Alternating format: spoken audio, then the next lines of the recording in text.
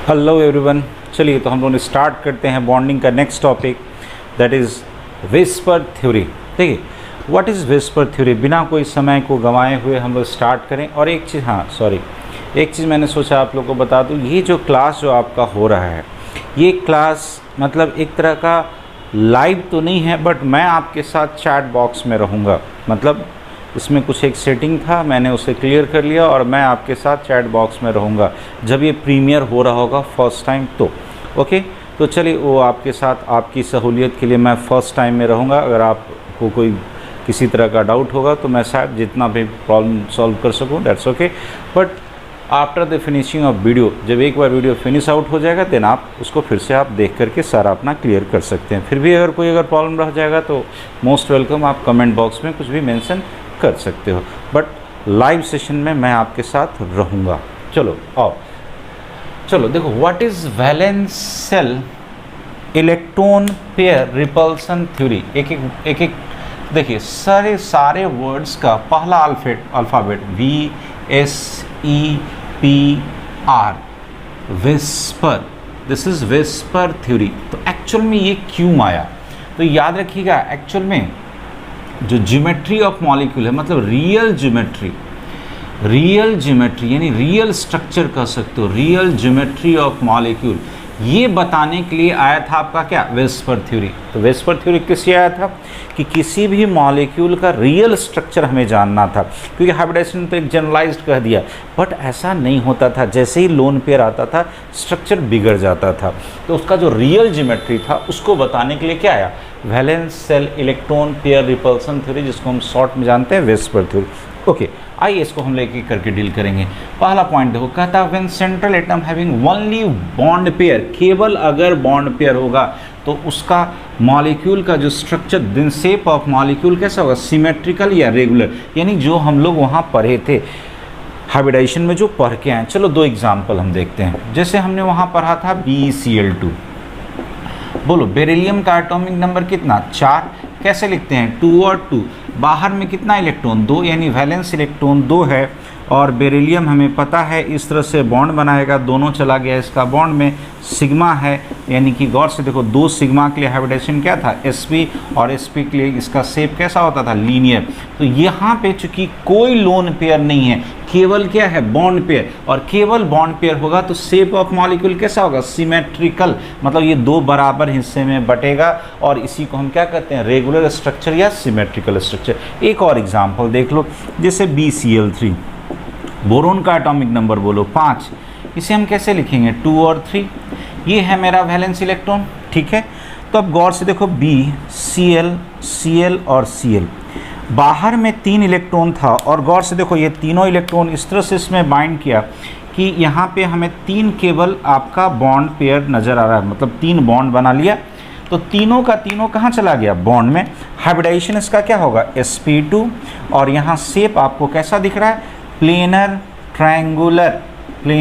Triangular है, या कहीं कहीं देखो ट्राइगोनल प्लेनर लिखा रहता है, मतलब एक प्लेन में है, ट्रायंगुलर शेप में है। तो ये कैसा स्ट्रक्चर था, सिमेट्रिकल एंड रेगुलर। क्यों, क्योंकि यहाँ पे कोई लोन पेयर नहीं है, जैसा मिलना चाहिए वैसा है, ये 2 बराबर हिस्से में बट सकता है। ये कहाँ से जाने थे, अकॉर्डिंग हम हाइब्रिडाइजेशन से भी जाने थे। तो विस्पर थ्योरी का पहला पॉइंट है कि अगर कोई लोन पेयर वगैरह नहीं रहे, केवल बॉन्ड पेयर रहे, तो इसका कैसा होगा स्ट्रक्चर, सिमेट्रिकल होगा। क्लियर है। चलिए दूसरे पॉइंट पे आते हैं। तो पहला हम ये इसका जो मेन हेडिंग था उसे मैं मिटा दूँ। दूसरा पॉइंट, ये चीज़ बेटा एक बात बता देता हूँ, लिख के कोशिश करो नोट्स बनाने की। और ये सब जो चैप्टर है किसी भी एग्जामिनेशन के लिए बेटा ये बैकबोन ऑफ केमिस्ट्री होता है, तो इसको बड़े अच्छे से करो, क्योंकि अगर यही अच्छा नहीं होगा तो फिर बेटा कॉम्पिटिटिव एग्जामिनेशन तो बहुत दूर की बातें हैं। और बहुत सारी चीज़ हैं जिसको इसमें डील करना है, आगे हम बहुत सारा चीज़ बताएंगे। तो जब ये वीडियो एक बार ख़त्म हो जाए बेटा, बहुत करें नोट्स बनाने के, तो ज़रूर नोट्स बनाइए इसका, और अच्छे से बनाइए। जब तक बनाइएगा नहीं तब तक कोई भी चीज़ क्लियर नहीं होगा। कैसे बनाओगे, वीडियो पॉज कर लो या स्क्रीनशॉट ले लो, और आप बाद में उसका अच्छे से नोट्स बना लो, क्योंकि नोट्स नहीं बनाओगे तो बेकार हो जाएगा। दूसरा पॉइंट देखो, कहता है व्हेन सेंट्रल एटम हैविंग, केवल बॉन्ड पेयर नहीं, एनी लोन पेयर कर दो। अगर एनी लोन पेयर इलेक्ट्रॉन अगर आ गया, मतलब ये नहीं करें कि ओनली एनी लोन पेयर अगर आ गया then shape of molecule becomes unsymmetrical या इरेगुलर, या इसी को क्या कहोगे, इरेगुलर। अब अनसिमेट्रिकल या इरेगुलर आ जाता है किसके प्रेजेंस के कारण, due to presence of lone pair. अगर लोन पेयर इलेक्ट्रॉन अगर आ गया तो अब वहाँ पे कैसा हो जाएगा, अनसिमेट्रिकल या इरेगुलर। ऐसा क्यों होता है, तो कह सकते हो इट इज ड्यू टू, ऐसे कह दो, ऑर्डर ऑफ रिपल्सन। देखो क्या होता है, सबसे कम रिपल्सन होता है बॉन्ड पेयर के बीच, उसके बाद होता है बॉन्ड पेयर लोन पेयर के बीच, और सबसे ज़्यादा होता है लोन पेयर। ये सब आपको टर्म्स क्लियर रहना चाहिए। एलपी कहीं शॉर्ट में लिखा रहा है दैट इज़ लोन पेयर, इस तरह से बीपी लिखा हुआ है दैट इज़ बॉन्ड पेयर। तो सबसे कम आपको रिपल्सन मिलेगा कहाँ पे, बॉन्ड पेयर में, उसके बाद कहाँ मिलेगा, बॉन्ड पेयर लोन पेयर में, और सबसे ज़्यादा रिपल्सन कहाँ होगा, लोन पेयर। यानी जैसे ही लोन पेयर आएगा तो आप बताओ रिपल्सन क्या होगा, बढ़ जाएगा। तो पहले मान लो कि दो अगर बॉन्ड ऐसा था, यहाँ पे अगर बीच में लोन पेयर आ गया तो ये रिपल्सन होगा, इसको क्या करेगा, थोड़ा सा इधर दूर ले जाएगा रिपल्सन होने के कारण।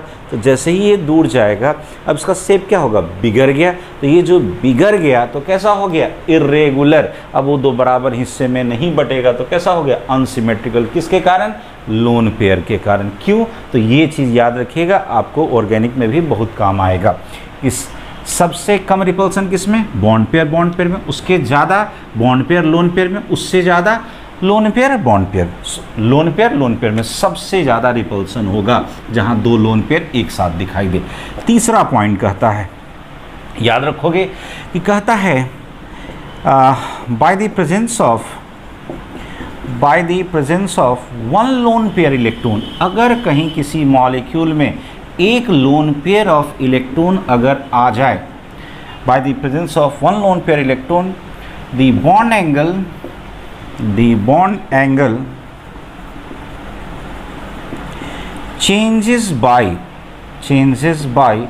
approx 2.5 डिग्री 2.5 डिग्री से बदल जाता है। किसके कारण, एक लोन पेयर इलेक्ट्रॉन आने के कारण। चलो इसका एग्जाम्पल हम बड़े अच्छे से देखेंगे। तो बेटा नोट्स बनाते रहिए, साथ में कोशिश कीजिए, साथ में नोट्स बनाने का नहीं बना पाते हो तो हम हट गए, स्क्रीनशॉट ले लो, ठीक है, बाद में अपना नोट्स जरूर बनाना। चलो अब इसका हम आपको अच्छे से एग्जाम्पल बताएंगे, इस पर थोड़ा सा समय भी देंगे ताकि ये टर्म अच्छे से क्लियर हो सके आपको। ओके, इसका बड़ा इंटरेस्टिंग एग्जाम्पल है, हम पूरे बोर्ड पे इसको एग्जाम्पल को बताएंगे और बड़े अच्छे से बेटा साथ में कोशिश करो पेन एंड पेपर पे इसको ड्रॉ करने का। ओके, यहाँ देखना,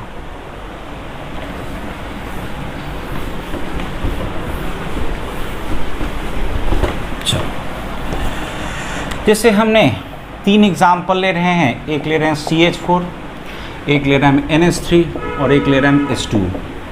देखना यहाँ पे, जैसे CH4 है, हमें पता है कार्बन में, गौर से देखना, अगर कार्बन के बाहर में 4 इलेक्ट्रॉन, चारों कहाँ चला गया, आपका बॉन्डिंग में। यानी यहाँ पर जो बॉन्ड पेयर होगा, हम इसको ऐसे लिख देते हैं, बॉन्ड पेयर होगा, ये कितना होगा, 4। क्या यहाँ पे कोई लोन पेयर है, पूरा लिख देता हूँ, यहाँ पे जो बॉन्ड पेयर है वो 4 है। यहाँ की लोन पेयर की बात करो, यहाँ पर की लोन पेयर की बात करोगे तो लोन पेयर है 0। तो 4 बॉन्ड पेयर है, यानी 4 सिग्मा है, लोन पेयर मेरा 0 है। तो यहाँ का हाइब्रिडाइजेशन चेक करो, सब कुछ एक एक करके देखेंगे। हाइब्रिडाइजेशन है मेरा sp3, ठीक है, sp3। अब यहाँ का बॉन्ड एंगल जो हम पीछे पढ़े हैं कि इसका जो बॉन्ड एंगल होता है 109 डिग्री 28 मिनट। उसके बाद इसका जो शेप होता है टेट्राहेड्रल। यही इसकी ज्योमेट्री होगी, यही इसका शेप होगा, क्योंकि यहाँ पे कोई आपका लोन पेयर नहीं है। अब आओ NH3 में, हमें पता है नाइट्रोजन में बाहर में कितना इलेक्ट्रॉन, 5। कितना होता है, 5।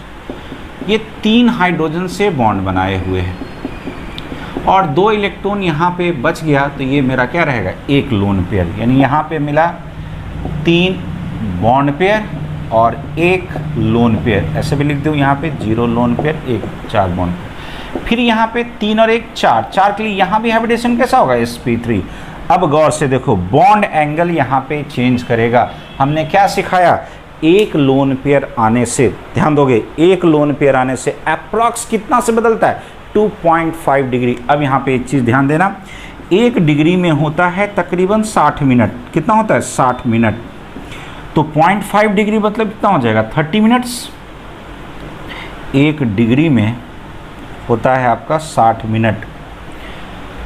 तो यहाँ देखो, यहाँ कितना है, 108 मतलब 109.5 कह सकते हैं। अरे है ना, ये एक 109.30 होता, यानी 0.5 के बराबर होता। तो इसमें अगर 2.5 घटा दोगे तो यहाँ पे आपको बॉन्ड एंगल मिल जाएगा 107 डिग्री। इसका शेप देखो, नहीं लग रहा है कि इस तरह से एक मतलब 3 पैर वाला उस पर एक गुंबद है। इसका शेप कहलाता है पिरामिडल, पिरामिड, गुंबदकार। कौन, NH3। क्यों हुआ, एक लोन पेयर है, हाइब्रिडेशन यहाँ भी sp3 यहाँ भी sp3, एक लोन पेयर के कारण बॉन्ड एंगल 2.5 डिग्री से बदला, यानी यहाँ था 109.5 मानो 0.5 कह सकते हैं। क्यों, क्योंकि 1 डिग्री में 60 मिनट होता है, तो 30 मान लो यहाँ पे। तो 2.5 अगर घटा दोगे कितना बचेगा, 107। यहाँ शेप था टेट्राहेड्रल। अब देखो शेप बिगड़ा, क्या हो गया, पिरामिडल। किसके कारण, due to presence of lone pair. आगे आओ, ऑक्सीजन के बाहर में कितना इलेक्ट्रॉन होता है, 6। ये जब 2 बॉन्ड बनाएगा तो इसके पास 4 इलेक्ट्रॉन बचे रहेंगे, यानी कितना हो गया, 2 लोन पेयर। तो यहाँ पे आपको दिखाई दिया 2 बॉन्ड पेयर और 2 लोन पेयर, 2 और 2 4, 4 के लिए हाइब्रिडेशन अभी भी sp3। यहाँ देखो बॉन्ड एंगल फिर 2.5 से और घटा दो, तो 107 में 2.5 घटाओगे तो यहाँ पे आपको दिखाई देगा 104.5 डिग्री होगा। यहाँ था पिरामिडल। गौर से देखो, अब यहाँ पे शेप कैसा हो गया। अगर ये लोन पेयर नहीं होता तो ये हाइड्रोजन सीधा रहता है, नहीं लीनियर रहता। इस लोन पेयर के कारण, गौर से देखो, ये जो बॉन्ड पेयर ऐसा रहता अगर लोन पेयर नहीं होता तो। लोन पेयर के कारण इसमें रिपल्सन हुआ, बॉन्ड पेयर को हल्का सा झुका दिया, यानी ये कैसा हो गया, बेंट, या कह सकते हो भी शेप्ड। तो यही है मेरा बेंट या भी शेप्ड।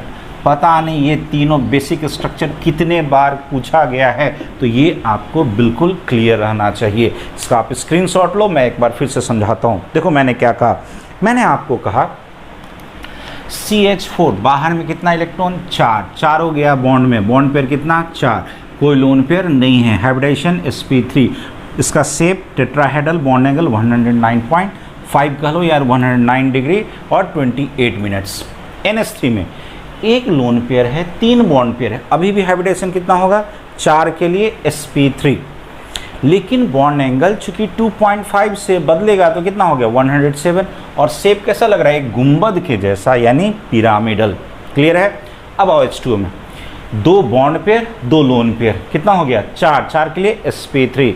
यहाँ पर बॉन्ड एंगल 104.5 डिग्री, शेप कैसा हो गया, बेंट या भी शेप। तो इसको तो आपको एकदम मगअप कर जाना है, यानी याद हो जाना चाहिए, इसमें कहीं कोई कन्फ्यूजन नहीं रहना चाहिए। Is this clear to everyone, clear to everyone. चलो मैं आगे बढ़ रहा हूँ, अब मैं इसमें अब आगे बढ़ रहा हूँ। चलो ओके, अब जो इसका नेक्स्ट रूल है, कितना रूल हो गया, शायद 3 रूल हो गया। ओके, जितना भी हुआ लास्ट, जिससे कि ढेर सारा क्वेश्चन पूछा हुआ, और इनऑर्गेनिक में वो आपको एक ग्रुप का अच्छा खासा प्रॉपर्टी है, जिसमें बॉन्ड एंगल का प्रॉपर्टी आता है, उसको हम अच्छे से डील करेंगे। ओके, तो हम लोग नेक्स्ट रूल पे आते हैं। नेक्स्ट रूल है मेरा कि इन डिफरेंट मॉलिक्यूल, अलग अलग मॉलिक्यूल में कहता है if central atom having same number of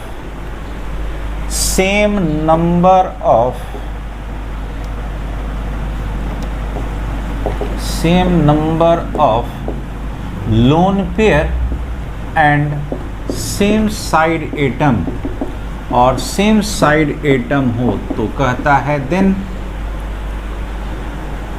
bond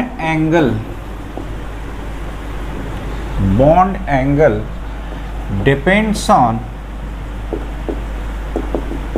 electronegativity of central atom. बड़ा अजीब लगता है सुनने में, क्या कहा, तो वो यहाँ पे क्या कहता है कि जो बॉन्ड एंगल होगा ये डायरेक्टली प्रोपोर्शनल होगा इलेक्ट्रोनेगेटिविटी ऑफ सेंट्रल एटम की। ये क्या है बेटा, ढंग से समझिएगा, ढंग से समझिएगा इसको। देखिए, जैसे बॉन्ड एंगल कहा इलेक्ट्रोनेगेटिविटी ऑफ सेंट्रल एटम पे कैसे डिपेंड करेगा, जैसे हम दो एग्जाम्पल लेते हैं, अच्छे से समझना इसको। H2O और H2S। देखना यहाँ सल्फर है सेंट्रल एटम, लिख लो इसका इलेक्ट्रॉनिक कन्फिग्रेशन 286, बाहर में कितना इलेक्ट्रॉन 6। यहाँ ऑक्सीजन है, इसका भी लिख लो 26, यहाँ भी बाहर में इलेक्ट्रॉन है कितना 6, वैलेंस इलेक्ट्रॉन 6। H2O का स्ट्रक्चर देखोगे जैसा होगा वैसा ही स्ट्रक्चर सल्फर का होगा। तो दोनों के बाहर में 6 इलेक्ट्रॉन है, 2 इलेक्ट्रॉन चला गया बॉन्ड में, तो 2 इलेक्ट्रॉन जब बॉन्ड में गया तो ऑफकोर्स यहाँ पर भी 2 लोन पेयर होगा, 6 में से 2 गया, बचा कितना 4 इलेक्ट्रॉन, मतलब 2 लोन पेयर। सेम कंडीशन यहाँ भी है। तो पढ़ो यहाँ पे क्या कहा, अलग अलग मॉलिक्यूल है सेंट्रल एटम में same number of lone pair है और सेम साइड एटम है, यहाँ भी HH यहाँ भी HH से साइड एटम सेम है। तो कहता है कि बॉन्ड एंगल किस पे डिपेंड करेगा, इलेक्ट्रोनेगेटिविटी पे। जिसका इलेक्ट्रोनेगेटिविटी ज़्यादा होगा उसमें बॉन्ड एंगल ज़्यादा होगा। चेक करो, ग्रुप 16 को अगर देखोगे तो ऑक्सीजन, सल्फर, सेलेनियम, टेलोरियम और पोलोनियम, नीचे से ऊपर जाते हैं तो इलेक्ट्रोनेगेटिविटी बढ़ता है। तो ऑफ कोर्स जब इलेक्ट्रोनेगेटिविटी बढ़ेगा, इलेक्ट्रोनेगेटिविटी होता क्या है, बॉन्डेड इलेक्ट्रॉन को अपनी ओर खींचने की कैपेसिटी। तो ऑक्सीजन अपने बॉन्डेड इलेक्ट्रॉन को खींचेगा तो ये बहुत नज़दीक आ गया, ये वाला भी इधर से बहुत नज़दीक आ गया, तो इसके बीच क्या होगा, रिपल्सन ज़्यादा होगा इस बॉन्ड पेयर के बीच। यहाँ पे भी खींचेगा लेकिन उतना नहीं खींच पाएगा जितना ऑक्सीजन खींच रहा हो, क्योंकि ऑक्सीजन का ताकत सल्फर से ज़्यादा। तो यहाँ पे रिपल्सन होगा लेकिन कम होगा। यहाँ का पाया गया है बॉन्ड एंगल 92 और यहाँ अभी जस्ट हमने पढ़ा था 104.5। क्यों हुआ, फिर से देखो, ऑक्सीजन का इलेक्ट्रोनेगेटिविटी अभी कहा ऑक्सीजन का सल्फर से ज़्यादा था, तो ऑक्सीजन बॉन्डेड इलेक्ट्रॉन को ज़्यादा खींचा। ऐसे देखो, ऑक्सीजन जो था जितना ज़्यादा खींचेगा, तो यहाँ देखो ये जो मेरा बॉन्डेड इलेक्ट्रॉन से अगर एक दूसरे के करीब आ गए तो इसके बीच क्या होगा, रिपल्सन होगा। रिपल्सन होगा तो बॉन्ड एंगल क्या होगा, बढ़ेगा। तो यहाँ पर का बॉन्ड एंगल क्या हुआ, बढ़ गया। कितना हो गया 104.5। किसके कारण, ऑक्सीजन जो इलेक्ट्रॉन को अपनी ओर खींचा, इलेक्ट्रोनेगेटिविटी इसका ज़्यादा था। तो जिस सेंट्रल एटम का इलेक्ट्रोनेगेटिविटी ज़्यादा होगा उसका बॉन्ड एंगल ज़्यादा होगा। क्लियर हो गया कंसेप्ट, ये कंसेप्ट समझ में आया कि डिफरेंट मॉलिक्यूल होना चाहिए, सेंट्रल एटम के बीच में जो लोन पेयर का अरेंजमेंट है सिमिलर होना चाहिए, साइड एटम सेम होना चाहिए। अब जिसमें इलेक्ट्रोनेगेटिविटी ज़्यादा होगी उसमें बॉन्ड एंगल ज़्यादा होगा। शायद ये कंसेप्ट क्लियर हो गया होगा। ओके, तो चलिए अब हम लोग चलते हैं स्ट्रक्चर की तरफ। कहाँ चलेंगे, स्ट्रक्चर की तरफ। ओके, तो चेक कर लेते हैं एक बार सारा स्ट्रक्चर को हम लोग। देखो सॉरी थोड़ा सा, अब हम लोग जो रियल स्ट्रक्चर बनेगा यानी रियल ज्योमेट्री जो होगा, किसके कारण, लोन पेयर आने के कारण, ये जो वेस्पर थ्योरी को अप्लाई करेंगे और एक एक का हम लोग स्ट्रक्चर देखेंगे। हम लोग ने हाइब्रिडाइजेशन कहाँ से कहाँ तक पढ़ा था, sp से लेके sp3d तक। उसके पहले इसका एक एप्लीकेशन देख लेते हैं जो कि आपको इनऑर्गेनिक में बहुत ही काम देगा बेटा, इनऑर्गेनिक में बहुत ही ज़्यादा काम देगा। क्या होगा देखना यहाँ, जैसे अभी हमने कहा group 16 oxygen, sulphur, selenium, tellurium और पोलोनियम, इसका हाइड्राइड बना दो H2O, H2S, H2SE, H2T, H2PO। नीचे से ऊपर गए, क्या हुआ, इलेक्ट्रोनेगेटिविटी ऑफ सेंट्रल एटम ये इंक्रीज किया। अगर ये बेटा इंक्रीज करेगा तो अभी कहा कि यहाँ पे ऑक्सीजन में इलेक्ट्रोनेगेटिविटी सबसे ज़्यादा था तो बॉन्ड एंगल ज़्यादा होगा, तो नीचे से ऊपर जाएंगे तो बॉन्ड एंगल आपका इंक्रीज करेगा। पता नहीं कितनी बार पूछा हुआ क्वेश्चन है। नेक्स्ट ऑफ सेम ऐसे ही ग्रुप 15 की बात करो तो हमने जो ट्रिक सिखाया है, नाना पाटेकर, असरानी, सब बीमार। चलो इसका हाइड्राइड बनाओ, NH3 PH3 ASH3 SbH3 है BiH3। फिर नीचे से ऊपर जाओ, क्या होगा, इलेक्ट्रोनेगेटिविटी डायरेक्ट मैं लिख देता हूँ, इलेक्ट्रोनेगेटिविटी बढ़ा तो यहाँ भी बॉन्ड एंगल क्या होगा आपका, यहाँ का भी बॉन्ड एंगल आपका इंक्रीज करेगा। क्लियर है? पता नहीं ये कंसेप्ट आपके इनऑर्गेनिक में कितनी बार यूज़ किया जाता है, ये कितनी बार यूज़ किया जाता है। ओके, तो चलो अब हम स्टार्ट करते हैं रियल ज्योमेट्री। सॉरी ये बार बार उलझ जा रहा है, कोई बात नहीं। अब हम स्टार्ट करेंगे रियल ज्योमेट्री। बेटा मैं जब भी हटता हूँ बोर्ड पर से, बोर्ड आपको बिल्कुल जब क्लीन दिखाई दे, मतलब लिखा हुआ जब दिखाई दे, तो उसको आप बाद में रोक करके या तो स्क्रीनशॉट ले लो या फिर उसका आप पूरा रोक करके लिख लो, क्योंकि जब तक लिखोगे नहीं, स्ट्रक्चर बनाओगे नहीं, तो वो आपको समझ में नहीं आएगा। तो चलो अब हम आते हैं रियल ज्योमेट्री पे। तो कहता है रियल ज्योमेट्री ऑफ मॉलिक्यूल, किसके बेसिस पे, on the basis of VSEPR theory. चलो पहला हाइब्रिडाइजेशन sp में क्या था, लोन पेयर 2 और बॉन्ड पेयर 0। यही हमने कंडीशन पढ़ा था BeCl2 का, देख लो Be है, Cl है, यहाँ स्ट्रक्चर कैसा था, लीनियर, तो यहाँ कोई लोन पेयर का प्रोबेबिलिटी नहीं है। कोई भी ऐसा मॉलिक्यूल नहीं मिलता है जहाँ लोन पेयर, ये उल्टा लिख दिया मैंने, यहाँ पे हमेशा लिखो लोन पेयर, पहले लिखो बॉन्ड पेयर, हमेशा बॉन्ड पेयर 2 और लोन पेयर 0। कहीं ऐसा नहीं मिलेगा जहाँ बॉन्ड पेयर 1 आए और लोन पेयर 1 आए, ऐसा कोई भी मॉलिक्यूल एग्जिस्ट नहीं करता है। तो sp में यानी कोई भी लीनियर छोड़ के कोई दूसरा स्ट्रक्चर पॉसिबल नहीं है। चलो दूसरा बोलो sp2। हमने क्या पढ़ा रखा है, बॉन्ड पेयर 3 लोन पेयर 0। बोलो एग्जाम्पल BeCl3। इसका शेप याद करो, Cl कैसा आ गया, ट्राइगोनल। ये कैसा था, ट्राइगोनल, या फिर ऐसे कहो प्लेनर ट्रायंगुलर, ऐसे याद करो। ठीक है, अब इसमें हम बदलाव करते हैं, बॉन्ड पेयर 2 करो, लोन पेयर 1 करो। पॉसिबल है, एकदम है। आप देखो SO2, बोलो जी SO2 है, सल्फर है, बाहर में 6 इलेक्ट्रॉन, 4 चला गया बॉन्ड में, तो 1 लोन पेयर बचा। देखो ये लोन पेयर नहीं रहता तो ये लीनियर होता, लोन पेयर के कारण थोड़ा सा झुक गया, तो कैसा स्ट्रक्चर होगा, बेंट या भी शेप्ड। क्लियर है, ये क्लियर हुआ। तो पहला मेरा लोन पेयर आया किसमें, sp2 में, तो 1 लोन पेयर, तो बॉन्ड पेयर कितना, 2। ये प्लेनर ट्रायंगुलर की जगह sp2 स्ट्रक्चर कैसा हो गया, भी शेप्ड या बेंट शेप्ड। क्लियर है, वो आप अपना बोर्ड देखो, बोर्ड जैसे ही मैं हटता हूँ बेटा, इसको आप स्क्रीनशॉट ले लेना या फिर इसको आप बाद में रोक करके लिख लिया करो। स्ट्रक्चर जरूर बनाओ, स्ट्रक्चर अगर नहीं बनाओगे तो कभी भी सीख नहीं पाओगे।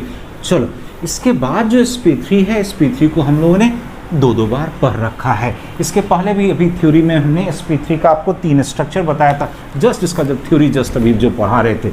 चलो तो उसको हम लोग देखते हैं। नेक्स्ट आते हैं sp3। sp3 में बोलो बॉन्ड पेयर कितना, 4 और लोन पेयर 0। अगर ऐसा होगा तो एग्जाम्पल हमने लिया था CH4। गौर से देखो, यहाँ पे ये है मेरा टेट्राहेड्रल, ये है मेरा टेट्राहेड्रल। ओके, सिंपल था। अब इसमें पॉसिबिलिटी लेते हैं, बॉन्ड पेयर 1 कम करो, 3, लोन पेयर 1 इंट्रोड्यूस करो, 1। अभी सीखा था NH3, 1 नाइट्रोजन है, 3 बॉन्ड बनाया, इसके पास 2 इलेक्ट्रॉन बचा हुआ था, तो 1 लोन पेयर। बोलो इसका शेप अभी हमने याद कराया था, गुंबदकार है यानी पिरामिडल है। अब आओ एक और लोन पेयर इंट्रोड्यूस करो, बॉन्ड पेयर 2, लोन पेयर 2, 2 और 2 हो गया। तो अब बोलो जी H2O, हमने कैसे बोला था, ऑक्सीजन के बाहर में 6 इलेक्ट्रॉन है, 2 चला गया बॉन्ड में, कितना बचा, 4, यानी 2 लोन पेयर 2 बॉन्ड पेयर। देखो यहाँ पे हाइब्रिडाइजेशन है sp3, इसका जो ओरिजिनल शेप था वो कैसा था, टेट्राहेड्रल, लेकिन लोन पेयर के कारण ये शेप बिगड़ा, और ये अभी हमने पढ़ा था भी शेप, इसी को हमने कहा था बेंट स्ट्रक्चर या बेंट शेप। क्लियर है sp3 का। अब आएंगे हम लोग sp3d पे। ये सबको क्लियर हो गया? चलिए अब आते हैं हम sp3d पे। sp3d पे सेम इसी तरह से सोचना है बेटा, जब तक स्ट्रक्चर बना के नहीं सोचोगे वो कभी भी आपको याद करते हैं। नेक्स्ट हाइब्रिडाइजेशन, नेक्स्ट हम लोगों ने sp3 तक कर लिया, अब आता है sp3d। sp3d देखिए इसका जो जनरल केस है, यहाँ देखना कितना हाइब्रिड ऑर्बिटल होगा, 3 एक 4 और एक 5। तो जो जब लोन पेयर नहीं होगा तो बॉन्ड पेयर मेरा है 5 और लोन पेयर है मेरा 0। इसका हम एक एग्जांपल जानते हैं PCl5। स्ट्रक्चर याद करो, एक आपका 3 क्लोरीन इस तरह से ट्रायंगल के फॉर्म में था और एक क्लोरीन अपवर्ड और एक क्लोरीन डाउनवर्ड। इसका जो शेप था ट्राइगोनल बाई पिरामिडल। ये आप लोग को याद होगा क्योंकि ये पीछे हम लोग पढ़ चुके हैं, ये हम लोग पीछे पढ़ चुके हैं। अब आते हैं नेक्स्ट पे। चलिए इसमें 4 केस पढ़ना है। नेक्स्ट आते हैं जब बॉन्ड पेयर एक कम करो 4 और एक लोन पेयर लो, एक लोन पेयर लो। देखो जब आपको इस तरह से नहीं याद रहे तो एक काम करना, ये ग्रुप 15 का है तो ग्रुप 16 का एग्जाम्पल लो। तो जैसे SF6 अगर कर देंगे तो वहाँ लोन पेयर नहीं आएगा, तो एक काम करो SF4 कर दो, एक लोन पेयर आएगा। कहोगे सर हमें स्ट्रक्चर कैसे याद रहेगा? स्ट्रक्चर थोड़ा सा एक आध बार बना के याद करोगे। गौर से देखो होता क्या है कि यहाँ पे 4 फ्लोरीन है, 4 फ्लोरीन है तो एक लोन पेयर है। ये आपका एक्सियल पोजीशन पे इसको हमने रखा है। गौर से देखो, कहोगे कि सर इस तरह से अरेंजमेंट क्यों दिखाएं? यहाँ देखना, लोन पेयर याद रखना, लोन पेयर को हमेशा एक जो कन्वेंशन कहता है कि लोन पेयर हमेशा इक्वेटोरियल पोजीशन पे रखते हैं। एक्सियल पोजीशन पे तब रखोगे जब पूरी तरह से आपका इक्वेटोरियल पोजीशन भर जाएगा। तो अब ये है आपका स्ट्रक्चर किसका? SF4 का। होना चाहिए था इसके जैसा, उसके जगह एक कौन आ गया? Lone pair. लोन पेयर कहाँ रखना है आपको? तो इक्वेटोरियल पे, एक्सियल पे नहीं, ये कन्वेंशन कहता है। अब ये स्ट्रक्चर क्या बना? तो इस स्ट्रक्चर को आप गौर से देखो, यहाँ सल्फर है, मान लो यहाँ एक लोन पेयर है, एक फ्लोरीन ऐसा है, एक फ्लोरीन ऐसा है और 2 फ्लोरीन ऐसा। अब आपको शायद ये स्ट्रक्चर समझ में आ रहा होगा। जैसे आप देखते होगे गार्डन वगैरह में इस तरह का एक स्ट्रक्चर आता है जो बच्चों लोग का झूला होता है। एक बच्चा मान लो इधर बैठा है, एक बच्चा इधर बैठा है। इसका स्ट्रक्चर याद है? इसको हम लोग सीसॉ कहते हैं, या फिर कह सकते हो इसको सीसॉ हो गया। दूसरा नाम भी याद करो। देखो अगर ये लोन पेयर नहीं होता तो 4 बॉन्ड पेयर के लिए, केवल 4 बॉन्ड पेयर के लिए स्ट्रक्चर होता है टेट्राहेड्रल। क्या होता है? टेट्राहेड्रल। लेकिन ये टेट्राहेड्रल नहीं है तो इसका नाम पड़ेगा डिस्टॉर्टेड टेट्राहेड्रल। यानी टेट्राहेड्रल नहीं है, यानी टेट्राहेड्रल बिगड़ चुका है। कैसा बन गया? डिस्टॉर्टेड टेट्राहेड्रल या सीसॉ। क्लियर हो जाना चाहिए सबको। क्लियर बेटा, बना के याद करोगे तभी याद होगा। नेक्स्ट ऑफ बॉन्ड पेयर एक और कम करो 3, लोन पेयर एक और बढ़ाओ 2। कहोगे सर एग्जाम्पल कैसे याद होगा? ये ग्रुप 15 का, ये 16 का, तो अब 17 का लो, जैसे ICl3। अब यहाँ बोलना, एक आयोडीन है, आयोडीन के बाहर में कितना इलेक्ट्रॉन? 7। तो यहाँ 3 चला गया, बॉन्ड में कितना बचा? 4 बचा हुआ है। इसका मतलब लोन पेयर कितना होगा? 2। लोन पेयर कितना होगा? 2 लोन पेयर है, 3 बॉन्ड पेयर है। गौर से देखो, ये एक्चुअल में आपको कैसा नज़र आ रहा है? कुछ ऐसा। This is called T sept. पता नहीं कितनी बार ये क्वेश्चन पूछा जा चुका है, ये दोनों। एक और इसमें केस है, बॉन्ड पेयर 4 और lone pair, sorry bond pair एक काम करो एक और कम कर दो, तो बॉन्ड पेयर 2 और लोन पेयर 4। देखो कैसे याद रखना है। यहाँ ग्रुप 15, यहाँ ग्रुप 16, यहाँ ग्रुप 17, तो ग्रुप 18 वाला लो, जेनॉन डाइफ्लोराइड। 2 ही बॉन्ड बनाना है, बाकी सब लोन पेयर में रखना है। कैसे होगा आप ही बोलो। जेनॉन ग्रुप 18 का है, ग्रुप 18 का है तो ऑफकोर्स इसमें बाहर में कितना इलेक्ट्रॉन? 8। थोड़ा सा मैं नीचे बना देता हूँ। यहाँ देखो, ये ग्रुप 18 का है, सॉरी ग्रुप 18 का है तो बाहर में इलेक्ट्रॉन कितना होगा? 8। 2 चला गया बॉन्ड में, कितना बचा? 6। यानी यहाँ पे 3 लोन पेयर होगा। तीनों लोन पेयर 120 डिग्री पे इस तरह से रहता है, इस तरह से वो रहता है ताकि वो रिपल्सन मिनिमम हो, तो ये एक दूसरे को कैंसिल कर देता है। आपको पता होगा तीन वेक्टर अगर 120 डिग्री पे होता है तो रिजल्टेंट कितना होता है, 0। तो इस तीनों का रिपल्सन नेगलेक्ट हो गया। ये कैसा रहेगा, एकदम स्ट्रेट वे में, तो स्ट्रेट होगा तो स्ट्रक्चर कैसा बन गया, लीनियर। बड़ा आश्चर्य लगता है, हाइब्रिडाइजेशन है sp3d, लेकिन उसका जो रियल स्ट्रक्चर मिला कब, जब आपका 2 बॉन्ड पेयर है और 4 लोन पेयर है, तो कैसा मिला, लीनियर। तो बेटा लिख लिख के इसको याद करो, याद तभी होगा। और जैसे मैंने आपको बताया, सुनिए 2 बार कम से कम सुनिए बेटा, क्योंकि देखो कुछ अच्छा चीज़ करने के लिए बेटा थोड़ा सा तो मेहनत करना ही होगा। चलो, तो ये क्लियर हो गया। चलिए हम नेक्स्ट आते हैं। अब अगला हाइब्रिडाइजेशन है मेरा sp3d2।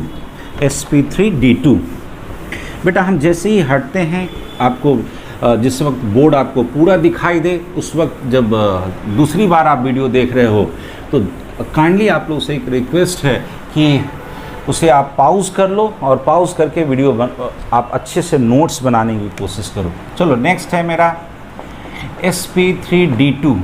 sp3d2 चलो चेक करो, 2 3 5 और 1 6, यानी यहाँ बॉन्ड पेयर हो गया 6 और लोन पेयर हो गया मेरा 0। इसका हमने एग्जाम्पल बता रखा है sf6। बोलो, s है, पहले 4 फ्लोरीन इस तरह से एक बार स्क्वायर में बैठा दो, और उसके बाद क्या करो कि 2 फ्लोरीन, 1 फ्लोरीन ऊपर और 1 फ्लोरीन नीचे। हमने आपको कैसे सिखाया था, ये ऑक्टाहेड्रल है। कहोगे कैसे, ये नहीं समझ में आता है। यहाँ देखना, एक्चुअल में क्या है कि ये देखो, इस तीनों को अगर हम मिला दें, इस तीनों को अगर हम मिला दें तो एक ट्रायंगल दिखाई दिया, तो एक ट्रायंगल ये मिला। इस तीनों को अगर हम मिला दें तो एक ट्रायंगल यहाँ बनेगा, एक ट्रायंगल आप यहाँ बना दो। अब एक काम करो, ये जो ट्रायंगल बना है, एक अपवर्ड एक डाउनवर्ड, एक काम कीजिए, सबके कॉर्नर को इस तरह से आप मिला लीजिए। तो जब सबके कॉर्नर को आप जब मिलाएंगे तो ये जो आपका 3D शेप मिला, ये जो आपका 3D शेप मिला, यही कहलाता है ऑक्टाहेड्रॉन। इसीलिए इसका नाम क्या पड़ता है, ऑक्टाहेड्रल। तो ये कंफ्यूज नहीं कीजिएगा, ऑक्टा मतलब 8 होता है, 8 से कोई लेना देना है। This is 3D structure that is called octahedron, so this structure is known as octahedral. चलिए नेक्स्ट आते हैं। अब इसमें 3 आपको पढ़ना है, मतलब 3 तरह का एग्जिस्ट करता है इस हाइब्रिडाइजेशन के लिए। एक बॉन्ड पेयर कम करो, तो बॉन्ड पेयर कितना हो जाएगा, 5, और एक लोन पेयर इंट्रोड्यूस करो। कहोगे एग्जाम्पल सर, XeOF4। देखो गौर से, जेनॉन के बाहर में कितना इलेक्ट्रॉन, 8 में से देखो बेटा 4 यहाँ गया, ये एक स्क्वायर के फॉर्म में है। उसके बाद 2 इलेक्ट्रॉन ऑक्सीजन के साथ गया, तो 4 और 2 6, 2 अभी भी बचा हुआ है, यानी एक लोन पेयर। यानी ये कैसा दिखाई दिया, गौर से देखो बेटा, एक स्क्वायर है, और यहाँ पे एक जो ऑक्सीजन था वो ऑक्सीजन इस तरह से लिंक है, तो ये कैसा नजर आया, गौर से देखो, एक स्क्वायर है और एक गुंबद दिख रहा है, so this is known age pyramid. तो एक गुंबद आ गया किस पे, स्क्वायर पे, तो स्क्वायर पिरामिडल। देखो बेटा, मैं जैसे आपको टर्म याद करा रहा हूँ, हो सकता है scientifically it may be not correct, but आपको याद रखना है। क्या था बेटा, एक स्क्वायर है, उसमें एक गुंबद निकला हुआ, तो क्या नाम पड़ गया, square pyramidal. Is this clear. Next आ जाओ। अब कहता है बॉन्ड पेयर एक और कम कर दो, 4। अब लोन पेयर एक बढ़ा दो, 2। 4 और 2, गौर से देखो, XeF4। XeF4 आप ही बोलो, जेनॉन के बाहर में कितना इलेक्ट्रॉन, 8 में से ये 4 बना लिया इस फ्लोरीन के साथ। इसके पास अभी भी 4 इलेक्ट्रॉन है, 4 मतलब 2 लोन पेयर, तो एक अपवर्ड होगा और दूसरा डाउनवर्ड होगा। क्लियर हुआ। फिर से बोलो, जेनॉन के बाहर में कितना इलेक्ट्रॉन, 8 था, 4 बॉन्ड में गया, 4 बचा, यानी 2 लोन पेयर, एक अपवर्ड और दूसरा डाउनवर्ड। साफ आपको नजर आ रहा है, ये जो लोन पेयर है, एक अपवर्ड एक डाउनवर्ड, वो कैंसिल हो गया। ये कैसा नजर आया, स्क्वायर। तो ये मेरा कहलाता है स्क्वायर है, एक प्लेन में है, so this is known as square planar. This is known as square planar. तो गौर से देखो, sp3d2 में जब कोई लोन पेयर नहीं था, ऑक्टाहेड्रॉन, एक लोन पेयर आया, स्क्वायर पिरामिडल, 2 लोन पेयर आया, स्क्वायर प्लेनर। क्लियर है सबको, इसमें कहीं कोई कंफ्यूजन नहीं होना चाहिए। चलिए अब लास्ट हाइब्रिडाइजेशन पे आते हैं। sp3d3। d2 तो हो गया। चलो लास्ट हाइब्रिडाइजेशन है मेरा, जिसमें वेस्पर थ्योरी लोन पेयर में अप्लाई करना है। sp3d3 बोलो, बॉन्ड पेयर चेक करो, 3 3 6 और 1 7 7, तो लोन पेयर कितना 0। हम आपको पढ़ा चुके हैं एग्जाम्पल IF7 कैसे था बेटा, यहाँ आयोडीन है, फ्लोरीन फ्लोरीन फ्लोरीन, यहाँ 2 फ्लोरीन इधर, गौर से देखो ये क्या बन गया, this is known as pentagonal हो गया। एक गुंबद ऊपर है, एक गुंबद नीचे है, बट इसका नामकरण पड़ता है pentagonal pyramidal, pyramidal, pentagonal pyramidal, गुंबद है पेंटागोनल पे, तो एक्चुअल नाम तो पढ़ना चाहिए था पेंटागोनल बाय पिरामिडल, बट है पेंटागोनल पिरामिडल। चलो नेक्स्ट, अब कहता है यहाँ पे देखना, इसमें एक दूसरा लाते हैं, एक बॉन्ड पेयर एक कम करो, एक कम करोगे तो देखो कितना हो जाएगा 6, लोन पेयर कितना हो जाएगा बेटा 1। अब इसका एग्जाम्पल हम कैसे लें, यहाँ देखो जेनॉन ले लो, कितना है 6 बॉन्ड बनाना है, तो SF6 मतलब जेनॉन F6, एक लोन पेयर भी मिलेगा। कहोगे कैसे होगा, यहाँ देखना बेटा, होगा क्या कि जेनॉन में अगर हम 6 फ्लोरीन जोड़ दें, ध्यान देना, जेनॉन में अगर हम 6 फ्लोरीन जोड़ दें, अगर ये जेनॉन नहीं होता, मान लो यहाँ सल्फ़र होता, मान लिया यहाँ सल्फ़र होता, तो हमने आपको क्या सिखाया था, एक फ्लोरीन अपवार्ड जाता, एक फ्लोरीन डाउनवर्ड आता। लेकिन अगर उस सल्फ़र के जगह कौन आ गया, जेनॉन, तो जेनॉन आ गया, हमें पता है यहाँ पे कौन होगा, लोन पेयर, तो लोन पेयर के रिपल्सन के कारण ये बॉन्ड पेयर थोड़ा सा क्या हो गया, टिल्ट हो गया, झुक गया। तो एक बात बताओ, अगर यहाँ सल्फ़र होता तो SF6 होता, तो ये बिल्कुल इस पोजीशन में रहता, हमने पढ़ा है ऑक्टाहेड्रल, ये क्या हुआ, लोन पेयर के कारण ऑक्टाहेड्रल बिगड़ गया, नाम बोलो डिस्टोर्टेड ऑक्टाहेड्रल। बेटा नाम लिख लिख के, स्ट्रक्चर लिख लिख के आप एक बार प्रैक्टिस कर लो, कभी भी गलती नहीं होगा। शायद सबको समझ में आ गया होगा। Is this clear to everyone, is this clear to everyone. चलो हम एक छोटा सा क्वेश्चन लेते हैं, उसके बाद छोटा सा 5 मिनट का काम है, S और P का जो एक कंपैरेटिव स्टडी है उसको हम लोग देख लेंगे, उसके बाद आगे बढ़ेंगे। चलो एक क्वेश्चन है आपका, देखूं क्वेश्चन क्या था, ओके कहाँ चला गया, यस क्वेश्चन है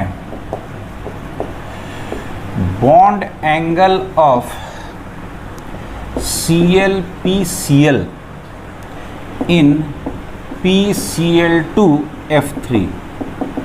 चलो थोड़ा देर 10 सेकेंड हम आपको बस कुछ बोलते रहते हैं, आप इसमें ट्राई करो। हमने क्या कहा, ClPCl का आपको बॉन्ड एंगल बताना है कि इस कंपाउंड में कितना होगा। देखो तो जस्ट लाइक PCl5 है, लेकिन बस वही है कि यहाँ 2 क्लोरीन और 3 फ्लोरीन लिया गया। सुनो यहाँ पे स्ट्रक्चर हम कैसे बनाएंगे, हमें पता है ये ट्राइगोनल बाइपिरामिडल होगा। ये कैसा होगा, ट्राइगोनल बाइपिरामिडल। बस हमें ये डिसाइड करना है कि क्लोरीन कहाँ पे होगा। लोग को लगता है सर 2 क्लोरीन है, क्लोरीन यहाँ रख दो 180 होगा, लेकिन ये गलत है बेटा। सुनो यहाँ, जो आपका मोस्ट इलेक्ट्रोनिगेटिव होता है, जो ज़्यादा इलेक्ट्रोनिगेटिव होता है, उसको एक्सियल पोजीशन पे रखते हैं। कहाँ रखते हैं, एक्सियल। आपको पता होना चाहिए this is axial, this is equatorial. अब एक फ्लोरीन और बचा तो यहाँ रख दो, क्योंकि ये तीनों तो सेम पोजीशन है, कहीं भी रख सकते हो। अब चेक करो, कहीं भी रखोगे तो ये एंगल कितना आएगा, ये एंगल कितना होगा 120 डिग्री। कितना होगा 120 डिग्री। ये आपका एक्सियल पोजीशन था, ये आपका इक्वेटोरियल पोजीशन था। हमने क्या कहा बेटा, एक बहुत बड़ा पॉइंट है यहाँ याद रखना कि generally not always most electronegative element या एटम को, एटम ऑक्यूपाई, ऑलवेज मत कर देना, ऑक्यूपाई जनरली कहाँ पे, एक्सियल पोजीशन पे, तब आप बॉन्ड एंगल निकाल लोगे आसानी से। ये टर्म अगर आपको याद रहेगा बड़ा अच्छा क्वेश्चन था, मुझे भी बड़ा अच्छा क्वेश्चन लगा, इसलिए मैंने चुन लिया था। चलिए अब कंपैरेटिव स्टडी करते हैं थोड़ा सा SP2 और SP3 का, जिसमें परसेंटेज ऑफ कैरेक्टर देखना है। कंपैरेटिव स्टडी है किसका किसका बेटा, SP का, SP2 का, SP3 का। यहाँ देखो percentage of S character, percentage of P character. एक बात बताओ, SP में कितना ऑर्बिटल 2, तो मान लो टोटल अगर 100 होगा तो S कितना होगा 50, P भी कितना होगा 50, है आसान। SP3 में SP2 में कितना हुआ 3, 2P और 1S, तो मान लो ये तीनों मिलके 100 बनाया तो S कितना होगा उसमें 33.3, अरे 3 मिलके 100 था तो एक कितना हुआ 33.3, P मेरा 2 है तो ये कितना हो जाएगा 66.6। क्लियर है। यहाँ देखो ये टोटल कितना हो गया, SP3 में टोटल कितना हुआ 4 मिलके 100 है, एक कितना होगा 25 और 3 कितना होगा 75। तो वो यहाँ रूल क्या कहता है, पहला रूल कहता है कि जितना ज़्यादा S कैरेक्टर होगा, इलेक्ट्रोनिगेटिविटी ऑफ एटम, किसी भी जिसका हाइब्रिडाइजेशन निकालोगे, this is directly proportional to S character. जितना ज़्यादा S कैरेक्टर होगा इलेक्ट्रोनिगेटिविटी उसका ज़्यादा होगा।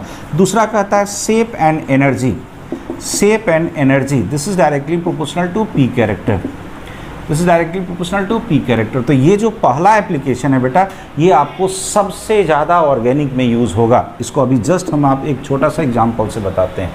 जैसे यहाँ देखो, ये पहला का एग्जांपल हम ले रहे हैं, यहाँ देखना। जैसे मान लो CH2 एक H और इधर दिखाते हैं, यानी CH3 एक बार मान लो CH डबल बॉन्ड CH, यहाँ एक H दिखाते हैं, यहाँ एक H दिखाते हैं। एक बार मान लो HC ट्रिपल बॉन्ड C, यानी यहाँ क्या है ट्रिपल बॉन्ड, यहाँ डबल बॉन्ड, यहाँ सिंगल। आपको पता है सिंगल बॉन्ड का हाइब्रिडाइजेशन क्या होता है SP3, यहाँ कार्बन होगा SP2 और यहाँ कार्बन होगा SP।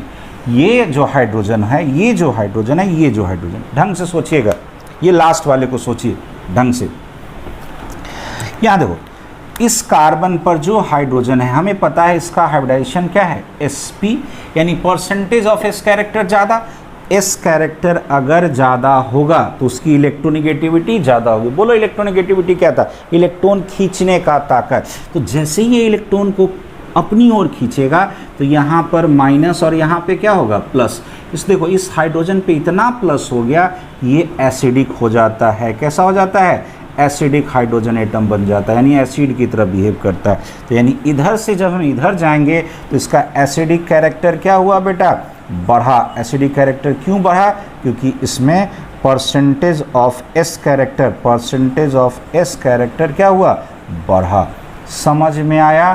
तो आगे चल के हम लोग पढ़ेंगे कि जो टर्मिनल अल्काइन होता है, टर्मिनल अल्काइन होता है, उसका हाइड्रोजन एसिड की तरह बिहेव करता है, उसका हाइड्रोजन एसिडिक हो जाता है। क्यों, क्योंकि वहाँ पे हाइब्रिडेशन क्या है SP। SP में आपको परसेंटेज ऑफ S कैरेक्टर कितना है 50%, जो सबसे ज़्यादा है। और S कैरेक्टर जब ज़्यादा होता है तो उसकी इलेक्ट्रोनिगेटिविटी ज़्यादा होती है, जिसके कारण वो क्या हो गया एसिडिक। शायद सबको समझ में आया ये चीज़। तो बेटा ये था आपका विस्पर थ्योरी। यहाँ पे आपका वैलेंस बॉन्ड थ्योरी पूरी तरह से ख़त्म हो गया। तो हम आपको अब कोऑर्डिनेशन कंपाउंड का भी उधर 12th वाले टॉपिक में हम आपको पढ़ा देंगे, आपका क्या वैलेंस बॉन्ड थ्योरी। इसीलिए मैं ये पढ़ाना चाह रहा था। चलिए ओके, तो बने रहिए हमारे साथ और पढ़ते रहिए। चलिए ओके, थैंक यू।